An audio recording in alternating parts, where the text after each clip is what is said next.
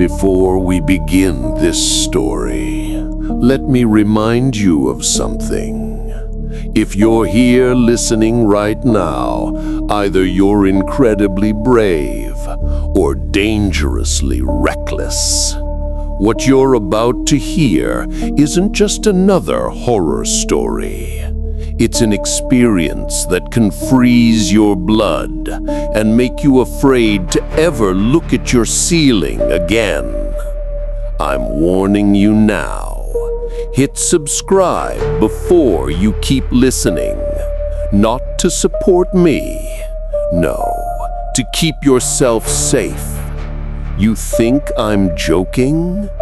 Fine, listen to the end without doing it and see for yourself what happens. And one more thing, leave me a comment.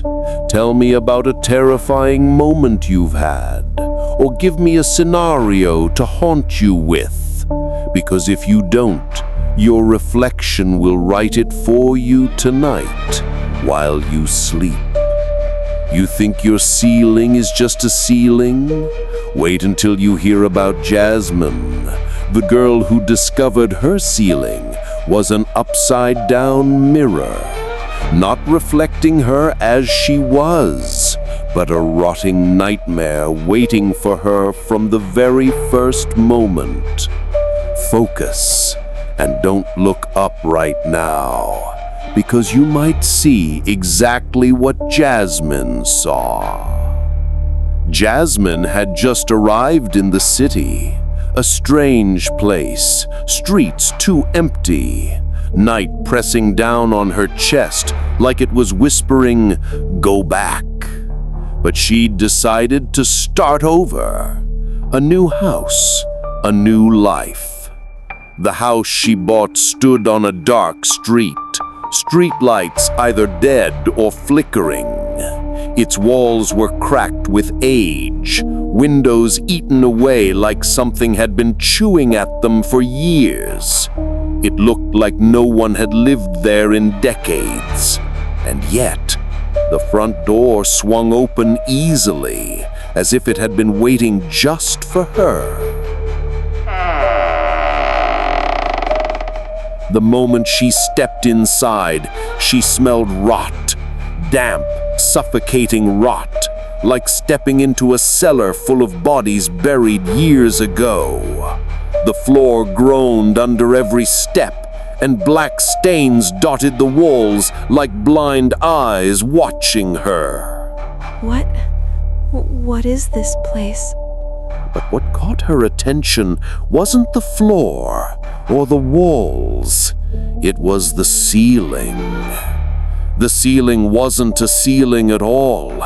It was a massive mirror, cracked and smeared with filth, reflecting everything beneath it, or rather, a twisted version of everything. The furniture looked splintered. The walls above dripped thick black fluid, oozing slowly. And worst of all, her reflection. Not standing like her. No, tilted to one side, eyes black as pits, a smile stretched so far her cheeks were splitting. Its arms impossibly long, fingers hooked like claws. Oh God, what the hell is that? No, that's not me! Jasmin stumbled backward, heart pounding like drums. First thought in her head, get out. She ran for the door, grabbed the handle, ice cold, locked. She yanked with all her strength. The door didn't even budge. Open the damn door! But the door was dead. Every window she tried, sealed tight. The glass didn't stay broken when she hit it. No, it shattered and then reformed before her eyes, healing itself. The house had locked her in, and above her, the inverted version in the mirror smiled wider and wider with every failed escape. Who Breathing grew heavier in her ears, breaths that weren't hers.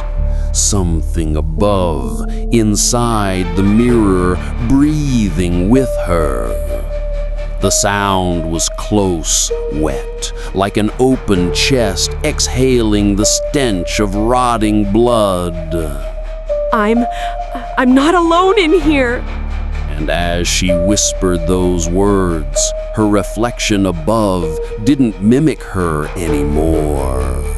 It just stood there, motionless, staring at her. Jasmin stood frozen in the middle of the living room, her chest rising and falling fast, cold sweat soaking her face, her eyes locked on the ceiling. The reflection above wasn't like before. Now it was staring at her, not copying, not mirroring. Its grin had split wider, so wide the cracks around its mouth were dripping a thick black fluid that slid down like rotting saliva. Let me out. Please let me out. But the thing above didn't respond. Instead, it began to move, slowly, step by step, walking across the inside of the mirror like it was pacing along the ceiling. Every time Jasmin stepped back, its reflection stepped forward, closing the distance. And then the sounds began. Not her footsteps, heavier sounds, dragging, something shuffling across the rotting floor inside the mirror.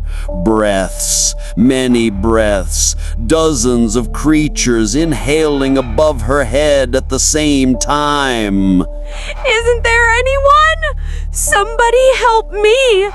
The only answer was laughter, a dry laugh from above, cracking like bones inside a mouth, a laugh mixed with the sound of shattering glass and the click of metal scraping against metal. Suddenly, her reflection stopped. It no longer moved. Its head tilted slowly until its neck snapped inside the mirror at an impossible angle. Its eyes stayed locked on hers. It's staring at me. Oh, yes, it was staring at her, but not just staring. There was something inside those eyes, awareness, hunger, a mind savoring her fear. And while she stood frozen in terror, the rest of the mirror began to move. Multiple reflections, warped faces, eyes pushing out of the walls, long hands stretching until they brushed the mirror's surface, all of them moving together slowly toward Jasmin. No! Get away from me! Her scream echoed through the house, but strangely, it echoed twice, once in her real voice and once from above. But the version above screamed lower, laced with a giggle, soaked in malice. The house was no longer a house. It was a cage, and the things above weren't just reflections. They were souls, warped entities, waiting for the moment Jasmin would reach out or make a mistake, the moment they could drag her under. And Jasmin, she felt herself breaking, her legs shaking, breath splintering, tears rolling without her noticing.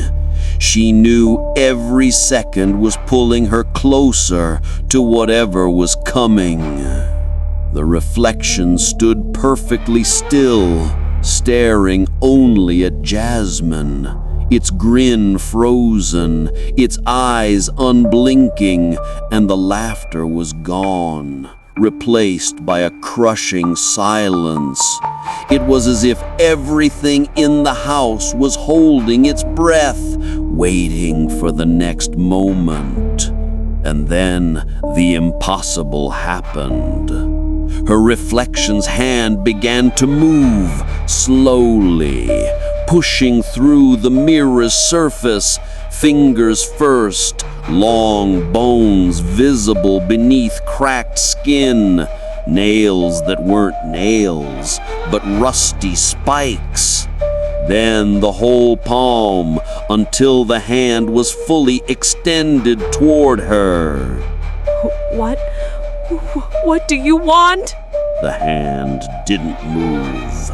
It stayed there, waiting, as if saying, "Take my hand." And the strangest thing, Jasmin's mind began to unravel. She thought, maybe if I touch it, it'll let me go. Maybe this is the way out. Step by step, Jasmin raised her own hand, fingers trembling, sweat dripping from her palm, her breath fractured. Every nerve in her body screamed, "No, don't do this!" But terror makes you do the stupidest thing imaginable. Her fingers touched its fingers. At that instant, the entire house shuddered. The floor cracked beneath her feet. The air turned heavy like water, and a deafening sound ripped through her ears, the shattering of 1,000 mirrors at once. Her body was yanked upward, not like flying, like being sucked out from under her own skin. Her felt her bones pulling free, nerves tearing. Her tongue wanted to scream, but her throat closed as if an invisible hand was clenching it shut. Ah! Her eyes rolled back, and suddenly she wasn't standing in her house anymore. No, she was standing in the same house, but inverted. The walls oozed rot, dripping like infected wounds. The floor was soft, like decomposing flesh. The air full of echoing screams, screams far away, coming from deep inside the walls. The furniture sagged with decay, stained with dried blood, and the ceiling was no longer a mirror. It was a vast, endless black void, like staring into the stomach of a colossal beast. And Jasmin, she stood there, paralyzed with horror, realizing she was no longer in her world. She had stepped into the inverted world, and this place had no intention of letting her leave. The furniture wasn't furniture anymore. Chairs decayed until the wood resembled broken bones. And the walls were full of faces. Faces embedded in the surface. Eyes wide open, cracked mouths screaming in silence. All of them staring at her, like she was the long-awaited guest they'd been promised. God, please get me out of here. Then she heard it. A laugh. Dry, fractured, like teeth grinding themselves to dust.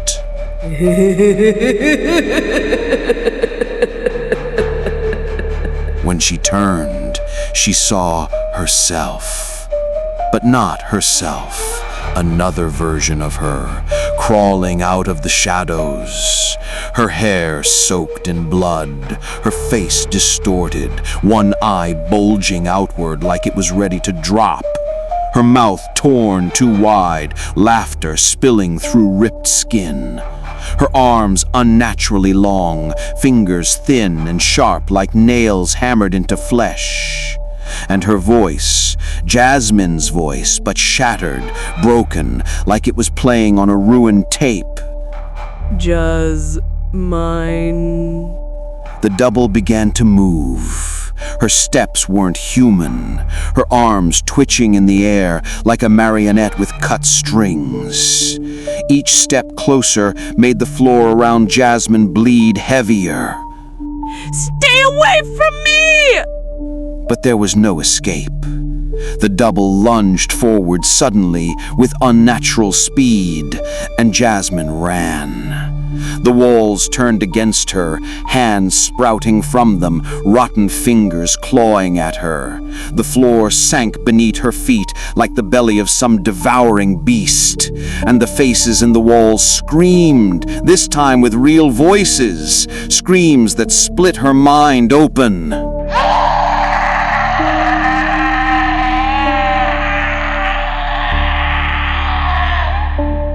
She sprinted from room to room, each one worse than the last. A kitchen with blood-stained walls, plaster split open like raw flesh. A hallway flickering with dying lights, and every time the light blinked back on, the creatures were closer. And her double never stopped laughing.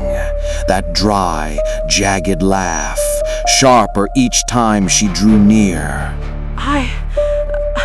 I can't anymore. And as she broke down, she collapsed to her knees. Looking ahead, she saw a small shattered mirror, and inside it, her real reflection, her true self, untouched, just her. But the moment she reached for it, her mutilated double slammed it with her foot, glass exploding into fragments, and the laughter grew louder than ever before.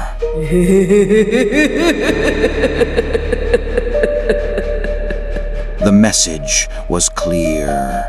There was no escape, no return. This world hadn't dragged her here to survive. It had brought her here to savor her fear until her very last breath. Jasmin stood frozen in the hallway, her tears streaking her face, her breath fractured, and the laughter of her grotesque double echoing around her, closing in from every direction. She had no strength left to run. The double stopped right in front of her. So close, Jasmin could feel the toxic breath spilling across her skin. That trembling, deformed eye, that torn mouth stretching wider, curling into a devilish grin. You are mine now. Jasmin tried to turn her face away, but the double grabbed her chin. Her hand was cold, the skin like rotting paper, and slowly she drew her face close to Jasmin's, blood, rot, and stench covering her features, unblinking eyes dripping with hungry hatred. Then it happened. Something beyond anything Jasmin could have imagined. The double's mouth tore open, stretching until it split all the way to her ears, and she pressed her face against Jasmin's. Not a kiss, no. She was inhaling her, sucking her breath, her soul, every last fragment of her being. It felt like her lungs were collapsing, her blood draining drop by drop. She tried pushing her away, but her arms had no strength. Darkness flooded her vision, every sound slipping away until her final breath left her body, and she collapsed to the floor. When her eyes opened again, everything looked different. She looked around, and the house was normal. No blood, no faces in the walls. Everything just back the way it was. Am I back? But something was wrong. The mirror on the ceiling no longer reflected her true self. It showed Jasmin standing there, but smiling. That torn, unnatural smile, the same smile as the double. She hadn't returned. She had been replaced. The inverted world had claimed her, leaving behind nothing but a shell, a hollow body, smiling, laughing, waiting for the next victim. And one more thing. If the ceiling above you or the mirror in your home ever reflects you in a way that feels wrong, remember, the story isn't over. It's just beginning with you. Subscribe to the channel and write your own horror story in the comments, because if you don't, your reflection won't let you sleep tonight.